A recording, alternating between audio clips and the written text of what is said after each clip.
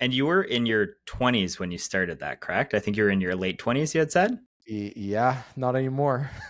No.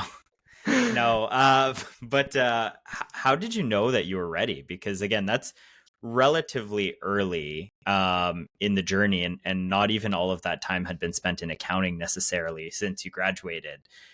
So, what was the point at which you were like, "Oh, you know what? I think I can go and do this out on my own." I actually didn't know. And the best way of putting it is we were incredibly nervous about the technical side of like, we were inexperienced, I'd say, from a technical side. Now, that being said, Mhm. we did a few years each, Lior and I, in Big Four. We actually met at PwC back in 2007. So right before the Okay. market crash.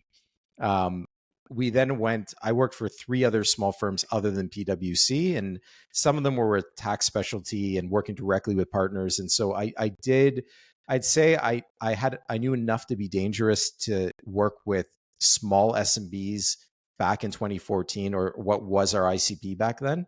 Mhm. But the main thing was that I developed a network through my career up to that point of meeting people. And so we had enough to generate what was a small base that could potentially replace our income.